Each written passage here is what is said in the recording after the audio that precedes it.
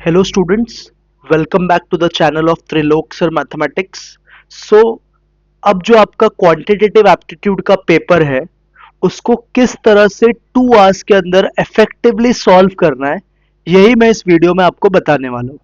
Point number 1 जो आपको याद रखना है, आपका ये पेपर सिर्फ 2 घंटे का पेपर है, 2 to 4 आपका पेपर है। सो ये 2 घंटे में आपको 100 क्वेश्चंस अटेम्प्ट करने हैं, जो कि थोड़ा प्रैक्टिकली सोचोगे तो इम्पॉसिबल है, किसी किसी का होता भी है, but practically it is impossible to attend 100 questions in 2 hours का टाइम। क्लियर?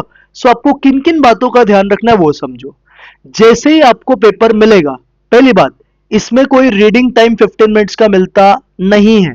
जैसे अकाउंट्स एंड लॉ में यू गेट 15 मिनट्स का reading time, maths and economics क्योंकि एमसीक्यू पेपर है तो इसमें कोई रीडिंग टाइम नहीं होता है। तो आपको इस 2 आवर्स में ही पेपर भी गो थ्रू करना है, उसका आंसर्स भी अटेम्प्ट करना है।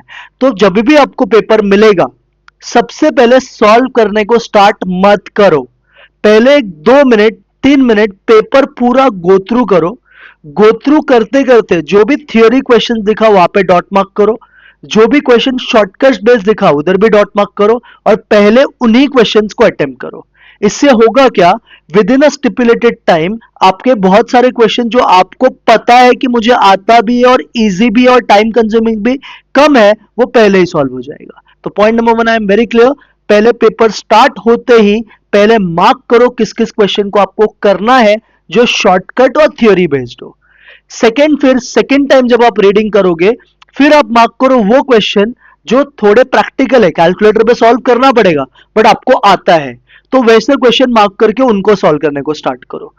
बीच में कुछ कुछ क्वेश्चंस अगर ऐसा है कि जो आपको आता है बट कैलकुलेशन उसका बहुत लेंदी है, तो mark that question star, and last में जब आपको टाइम मिलेगा तब करना। बिकॉज लंबे समय में होता क्या है, एक भी कैलकुलेशन गलती अगर हुआ तो it can affect your entire paper. I am very clear कि ऐसा सब आपको करना है। आई होप आपको समझ रहा है, इतना समझा।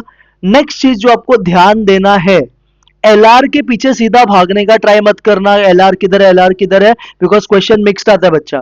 अगर क्वेश्चन मिक्स्ड आएगा तो तू एलआर का एक एक क्वेश्चन ढूंढते बैठेगा तो टाइम बहुत जाएगा। तो एलआर का क्वेश्चन लाइन बाय लाइन ही जैसे जैसे आते रहेगा वैसे वैसे सॉल्व करते जाना। क्लियर है ये बात? एलआर के क्वेश्चन में भी बहुत सारे टाइम कंज्यूमिंग होते हैं, बहुत सारे इजी होते हैं, तो जो इजी है क्लिक हो रहा है वो पहले कर, जो थोड़ा टाइम कंज्यूमिंग लग रहा है उसको स्किप कर, फिलहाल के लिए बाद में देखना। Clear? Your target is not 100 question to be attempted, आपका टारगेट होना चाहिए है मैक्सिमम पेपर में अटेम्प्ट करो। वो कैसे होगा, जब आप इफेक्टिव पेपर लिखोगे। तो आपको मैं एक टारगेट दे रहा हूं, आप ट्राई करो 70+ क्वेश्चन पे जाने का। अगर आप 70+ क्वेश्चन 2 घंटे के अंदर सॉल्व कर पाए और इफेक्टिव विथ एक्यूरेसी, तो चांसेस है कि आप 70 में से 70 भी ला सकते हो। लास्ट ईयर मेरा एक स्टूडेंट 61 क्वेश्चन ही अटेम्प्ट कर पाया जून 24 का पेपर में, स्टिल ही स्कोर्ड 61 बिकॉज वो 61 क्वेश्चन एक्यूरेसी के साथ उसने सॉल्व किया था। तो इट डजेंट मैटर कि 100 क्वेश्चन आप अटेम्प्ट करो और उसमें 50 गलती करके, तो ट्राई करो विद इन 2 आवर्स मिनिमम 70 भी पहुंच जाओ तो बहुत बड़ी बात है, और 70 क्वेश्चंस विद एक्यूरेसी सॉल्व करना बहुत अच्छा बात है। तो एक्यूरेसी आपको मेंटेन करना है, ये बात याद रखना। तो हमारा पहला टारगेट क्या है, 1 घंटे के अंदर we should reach 35 to 40 question. वो कैसे पहुंचोगे, शॉर्टकट बेस्ड थियोरी बेस्ड जो आपको आता है वो। तो 1 घंटे में आप सेफ जोन में आ जाओगे, क्योंकि पहला टारगेट सबका यही होगा कि 40 लाना है। तो 40 क्वेश्चन पहले टारगेट कर 1 घंटे के अंदर। फिर जो 1 घंटा बचा उसमें तू और 30 क्वेश्चन तो आराम से कर ही सकता है, तो 70 क्वेश्चन में मिनिमम अटेम्प्ट किया तो तेरा काम हो जाएगा। सर थियोरी आएगा कि नहीं, देख भाई, थियोरी का कुछ भरोसा नहीं है। स्टिल इंस्टीट्यूट 8 से 10 थियोरी तो पूछेगा, उससे ज्यादा भी पूछ सकता है, बट 10 तो मिनिमम थियोरी आएगा, उतना तुझे मार्क्स मिलेगा ही। बस थियोरी तुझे पढ़ के जाना है 4 टॉपिक से, सैम्पलिंग, एसडीडी, कुछ प्रोबेबिलिटीज से, कुछ इंडेक्स नंबर से। थ्योरी पढ़ के जाना, थोड़ा बहुत कोरिलेशन रिग्रेशन एंड ऑल से भी आता है, तो स्टैटिस्टिक्स के थ्योरी अच्छे से करके जाओ। क्लियर? नेक्स्ट, अपने साथ 2 कैलकुलेटर जरूर लेके जाना, एक जो आप डे टू डे लाइफ में यूज करते हो वो, और अगर पॉसिबल है और आपके पास एक छोटा सा कैलकुलेटर अवेलेबल है वो भी लेके जाना। कहीं एग्जाम में वो पहला कैलकुलेटर बंद हो जाए तो एटलीस्ट दूसरा है सॉल्व करने के लिए। क्लियर? बट अगर आपके पास 2 नहीं है, एक ही है, तो भरोसा रखना कि वो चलेगा एग्जाम में, और पेपर में जाने से पहले उसको चेक कर लेना 1-2 बार, जैसे हाथ चला के बराबर चल रहा है कि नहीं चल रहा है। आई एम एबल कि ये भी आपको समझ गया है। नेक्स्ट चीज, अपने साथ 2 पेंसिल लेके जाना, एचबी पेंसिल, वो भी प्लीज ध्यान से सुनो, आपको जो सर्कल करना है वो पेन से नहीं करना है। अगर तूने पेन से किया, फिर तेरे को अगर लगा कि आंसर होंगे तो रब भी नहीं कर सकता है।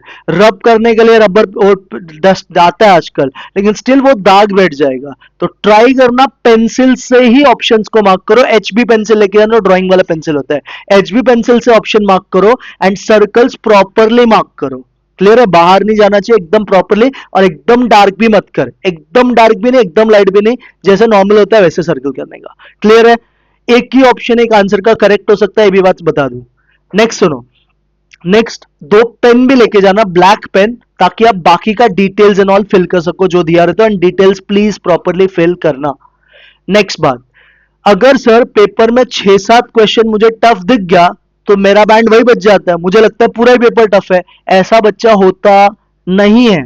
अगर तेरे पेपर में 6 से 7 क्वेश्चन टफ है तो इसका मतलब है कि बाकी क्वेश्चन तो तू कर सकता है ना। तो जो 6 से 7 टफ है उसके ऊपर फोकस क्यों कर रहा है? सो पहला बात ये दिमाग से निकाल देना, कोई क्वेश्चन बीच में दिखा कि जो आपसे सॉल्व नहीं हो रहा है, भले आपने पढ़ा होगा फिर भी सॉल्व नहीं हो रहा है, तो पैनिक मत होना, आगे बढ़ जाओ नेक्स्ट क्वेश्चन पे। एक बात याद रखो, आपको 100 क्वेश्चन जरूर गो थ्रू करना है पेपर में। ऐसा नहीं कि आप 85 तक ही पहुंचे, आगे का 15 क्वेश्चन आपने देखा ही नहीं, फिर आपने अटेम्प्ट भी नहीं किया और वो आपको आता था।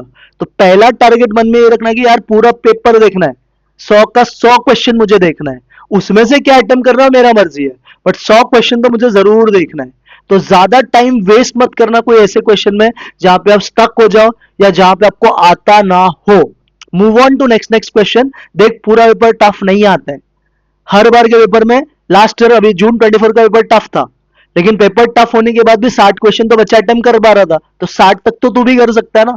तो जो पॉजिटिव पार्ट है उसके ऊपर फोकस करो। नेक्स्ट थिंग, लॉ का पेपर के पे जो हुआ, अब उसका स्ट्रेस मैथ्स में नहीं होना चाहिए, मैं पहले बता रहा हूं। मैथ्स का पेपर में अब फोकस पूरा मैथ्स पे होना चाहिए। लॉ में जो हुआ भूल जाओ, उसका स्ट्रेस लेके अगर मैथ्स का पेपर खराब किया तो याद रखना अटेम्प्ट लगेगा फिर। तो अटेम्प्ट से बचना है, तो जो लॉ में हो गया वो भूल जाओ अभी। वो मार्क्स क्या मिलेगा कैसे मिलेगा वो सब बाद में, गया एग्जाम के बाद सोचना। मैथ्स के पेपर के दिन बस मैथ्स पे ही फोकस तुम्हारा होना चाहिए। सो आपके साथ क्या क्या आपको लेके जाना है? एडमिट कार्ड बराबर लेके जाओ, एक पानी का बोतल लेके जाओ, बिकॉज मैथ्स में बहुत प्रेशर आएगा मेरे को पता है।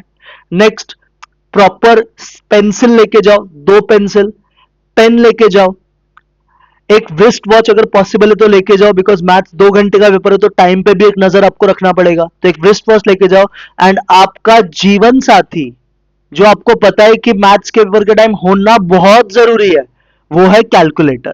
कैलकुलेटर प्लीज लेके जाना, मैं रिक्वेस्ट कर रहा हूं, because there will be sums जहां पे कैलकुलेशंस इन्वॉल्व होंगे। तो कैलकुलेटर प्लीज लेके जाना, और नहीं लेके गए तो उधर मिल तो जाता है लेकिन वो डाउटफुल है, तो पॉसिबल है तो कैलकुलेटर लेके जाना। मैंने बोला 2 पॉसिबल है तो लेके जाना, 2 नहीं है तो एक तो मिनिमम लेके जाना जो आप डे टू डे लाइफ में प्रैक्टिस करते हो। नेक्स्ट चीज, सर आंसर का रफ कैलकुलेशन किधर करेंगे? रफ कैलकुलेशन के लिए आपको जो एमसीक्यू पेपर है उसी के लास्ट पेज पे 2 से 3 साइड खाली रहता है, वहां पे छोटा छोटा बॉक्स बना के ना आप कैलकुलेशन कर लेना। जो सम कैलकुलेटर पे ही सॉल्व हो रहा है वो कैलकुलेटर पे ही कर, उसके लिए पेज वेस्ट मत कर, बट जो सम लिख के सॉल्व करना है उसको लिख के सॉल्व करो वहां पे पीछे के पेज पे। क्लियर है? सो इन सब बातों का ध्यान रखना पेपर अटेम्प्ट करते वक्त। और मैं आपको बता दूं, आपका पेपर बहुत टफ आने वाला नहीं है, ये अजम्पशन में मत रहना कि 2 दिन सर छुट्टी मिला तो पेपर इंस्टीट्यूट टफ निकाले गए, एज सच कुछ नहीं होता है। आपका पेपर एवरेज या तो बहुत इजी आएगा, लेकिन बहुत टफ आने वाला नहीं है। तो आपने जो किया है उसके ऊपर कॉन्फिडेंस रखो, उसके ऊपर ही आपको गेम खेलना है पूरा मैथ्स में। ठीक है? मैं फिर से बोल रहा हूं, 100 क्वेश्चन नहीं करना है, आपको टारगेट करना है 75 क्वेश्चन के आसपास। 70 से 75 अगर आप पहुंच गए कंफर्टेबली एक्यूरेसी के साथ, still you will score best marks जो आपने अज्यूम किया था। क्लियर है? लास्ट चीज, सर तुक्का मारने का क्या? तुक्का देख बेटा, मारने का, बट कब मारने का वो तू समझ। जब तू मिनिमम 60 क्वेश्चन के सेफ जोन में पहुंच जाएगा और तेरे को कुछ क्वेश्चन लग रहा है जिसका आंसर 50-50 है कि ये भी आ सकता है ये भी आ सकता है, तब तू तुक्का मार। लेकिन कोई क्वेश्चन तूने देखा ही नहीं और तेरे को तुक्का मार रहा है, मत कर ऐसा, इतना रिस्क भी लेना अच्छी बात नहीं है। जिसमें तू 50-50 है उसमें तुक्का मार। सर कितना, 40 तुक्का मारूं? नहीं, 60 अगर तू अटेम्प्ट अच्छे से कर रहा है तो 5 से 7 तुक्का मार ले, उसमें तेरे 2-3 भी सही हो गए तो सही है। तो तुक्का मारो, लेकिन एक सेफ जोन में पहुंचने के बाद। तुमने किया 40 और फिर तुक्का मार रहे हो तो बैंड बच जाएगा। तो तुक्का मारना चाहिए लेकिन एक कंफर्टेबल जोन जाने के बाद। क्लियर है? सो किसी को भी स्ट्रेस नहीं लेना है। बहुत अच्छे से हमने रिवीजन किया है, आपने पढ़ाई भी किया होगा तो आपका पेपर बहुत अच्छा जाएगा। बस इन छोटे छोटे बातों का ध्यान रखना। एंड लास्ट पॉइंट, सर हम क्या करें अभी जो टाइम बचा है? तो देखो, जो एग्जाम डे है उस दिन आपको क्या करना है, मैथमेटिक्स और स्टैटिस्टिक्स के सारे इंपॉर्टेंट पॉइंट्स और फॉर्मूलाज है ना, आपको दिमाग में बिठा के जाना है। और ये भी देख लेना कैलकुलेटर ट्रिक्स क्या है। जैसे any number is to dirty power कैसे सॉल्व करते हैं, any number is to positive power कैसे सॉल्व करते हैं, any number is to negative power कैसे सॉल्व करने का, ये सब जो कैलकुलेशन मेथड्स है, ये सब लॉग कैसे निकालने कैलकुलेटर पे, ये सब का स्टेप्स बिप्स बराबर बढ़ के जाना और कैलकुलेटर पे अप्लाई करके चेक कर लेना ताकि हाथ बैठ जाए प्रॉपरली। क्लियर है?